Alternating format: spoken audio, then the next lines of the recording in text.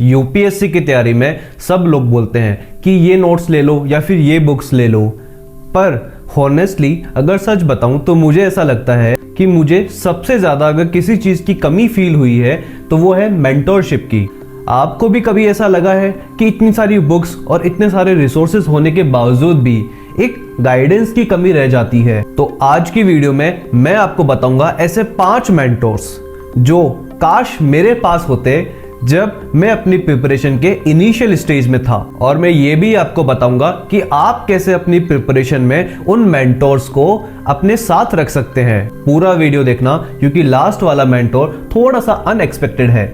जब हम यूपीएससी की शुरुआत करते हैं तो हमें बस ऐसा लगता है कि बस सिलेबस कंप्लीट कर लो और सब हो जाएगा, और आप भी शायद यही सोच रहे हो, और सच बताऊं मैं भी यही सोचता था। पर जैसे जैसे टाइम निकला तो समझ में आया कि सही स्ट्रेटेजी, एक माइंडसेट और राइट फीडबैक भी उतना ही जरूरी है जितना कि कंटेंट। सोच के देखो, आप जहां पे अपनी लाइफ में हो, अपनी प्रिपरेशन के अंदर आप जिस भी स्टेज पे हो, आपने कभी ये सोचा है कि काश कोई मुझे ये सब चीजें पहले ही बता देता तो मेरा थोड़ा सा टाइम तो बच ही जाता। तो हमारा पहला मेंटोर है एक सही स्ट्रेटेजी और रोड मैप देने वाला। क्या आपके पास कोई ऐसा इंसान है जो क्लियरली आपको बताए कि क्या चीज पढ़नी है और क्या स्किप करना है? क्योंकि देखो, काफी जगह पे, काफी प्लेटफॉर्म्स पे आपको लोग बाग ये तो गाइड कर देंगे कि आपको क्या चीज पढ़नी है, क्या पढ़ना है, क्या पढ़ना है, बट आपको कोई ये गाइड नहीं करेगा कि क्या चीज स्किप करनी है या फिर क्या चीज छोड़नी है। और मुझे भी ये बताने वाला कोई नहीं था, और मैं क्या करता था, मैं हर दूसरे दिन एक नए नोट्स कलेक्ट करने लग जाता था।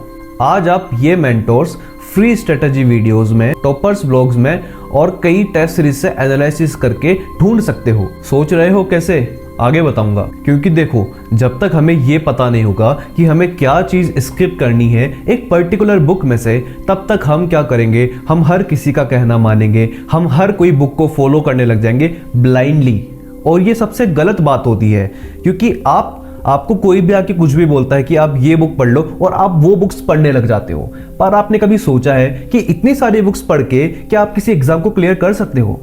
या फिर सिर्फ एक बुक के कुछ स्पेसिफिक चीजों को पढ़ के उन्हीं को बार बार रिवाइज करके आप एक एग्जाम को ज्यादा कन्वीनियंटली और ज्यादा इजीली क्लियर कर सकते हो? इस पे विचार करना। तो ये बात थी हमारे पहले मेंटोर की। पर देखा जाए तो सिर्फ रोड मैप ही सब कुछ नहीं होता है ना? हमारा दूसरा मेंटोर है आंसर राइटिंग फीडबैक देने वाला। कभी आपने सोचा है कि आपके आंसर्स को अगर कोई ऑब्जेक्टिवली चेक करे तो आपका कितना टाइम बच सकता है? अगर कोई आपको ये बता सके कि आपके आंसर्स में क्या फ्लो है या फिर आपको क्या इंप्रूवमेंट करने की जरूरत है, तो आपका कितना टाइम बच सकता है? और ये मेंटोर्स आप काफी सारे टेलीग्राम चैनल्स पे या फिर ऑनलाइन इनिशिएटिव्स से ये मेंटोर्स क्रिएट कर सकते हो। और अब आता है वो मेंटोर जो सबसे ज्यादा ओवरलुक किया जाता है। हमारा तीसरा मेंटोर है माइंडसेट और डिसिप्लिन का कोच। यूपीएससी में सिर्फ पढ़ना ही नहीं होता है, हमें लगातार मोटिवेशन और कंसिस्टेंसी की भी काफी नीड पड़ती है। आपने कब लास्ट टाइम आपके खुद के बर्नआउट के बारे में सोचा था? क्या आपको याद है वो दिन जिस दिन आपने जी तोड़ मेहनत की थी और पढ़ने के बाद आपको ये लगा था कि हाँ यार, आज मजा आ गया, आज मैंने कुछ ऐसा किया है जिससे मुझे काफी मोटिवेटेड फील हो रहा है और कल मैं वापस आके इस काम को दोहराऊंगा और वापस करूंगा अपनी ये मेहनत को? कब आपको लास्ट टाइम ये चीज फील हुई थी? कमेंट करो। और ये वाला मेंटोर आपको काफी सारे पॉडकास्ट से, मोटिवेटर्स से या फिर काफी सारे सीनियर्स या अकाउंटेबिलिटी से मिल सकता है। अकाउंटेबिलिटी इन द सेंस कि आपको ये नजर है आपके काम पे कि आप कितना ज्यादा इंप्रूव करते जा रहे हो रोज, डे बाय डे, आप कितनी मेहनत कर रहे हो रोज अपने उस गोल को पाने के लिए। क्या आपने कभी ये सोचा है कि इंटरव्यू स्टेज पे जाके क्या होता है? चलो बात करते हैं हमारे चौथे मेंटोर के बारे में। हमारा चौथा मेंटोर है इंटरव्यू स्टेज के लिए सॉफ्ट स्किल्स और पर्सनालिटी डेवलपमेंट करने वाला। क्या आपने सोचा है कि आप आंसर्स तो लिख लोगे, पर आप पर्सनालिटी को बिल्ड कैसे कर पाओगे? और देखा जाए तो ये लोग सबसे एंड में करते हैं, क्योंकि लोगों की मेंटेलिटी ये होती है कि हम पहले प्रीलिम्स कर लेते हैं, देन हम मेंस कर लेते हैं, तब हमारे अंदर ये काफी सारा मोटिवेशन आ जाएगा और हम ये पर्सनालिटी डेवलपमेंट कर लेंगे। बट अभी कभी आपने सोचा है कि स्टार्टिंग से ही अगर आप अपनी पर्सनालिटी को एज एन ऑफिसर देखो, तो आपकी पर्सनैलिटी एंड में पहुंचते पहुंचते कितनी अलग हो सकती है।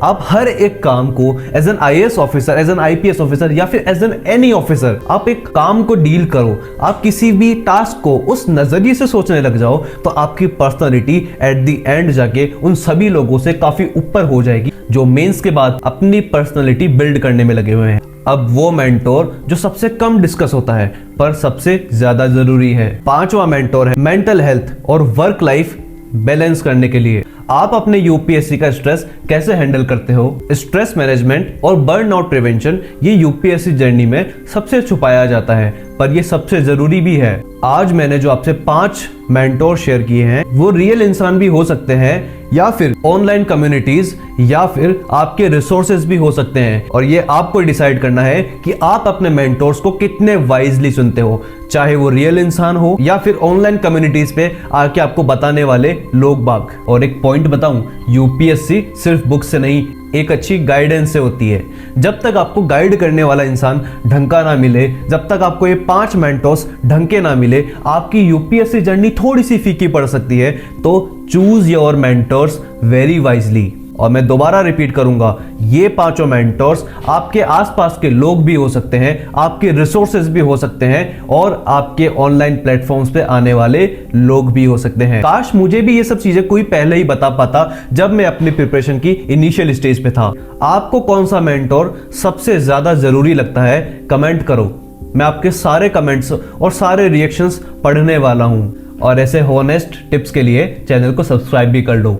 नेक्स्ट वीडियो में मैं आपको बताऊंगा कि मेंटर्स को प्रैक्टिकली कैसे ढूंढे। और लास्ट में आपसे एक बात शेयर करना चाहता हूं। जो लोग बोलते हैं ना कि मैं इतने घंटे नहीं पढ़ सकता हूं, या फिर मैं इतने घंटे ये नहीं हो सकता है, मुझसे ये मेहनत इतने घंटे नहीं हो सकती है, एक बात आप मेरी कान खोल के सुन लो।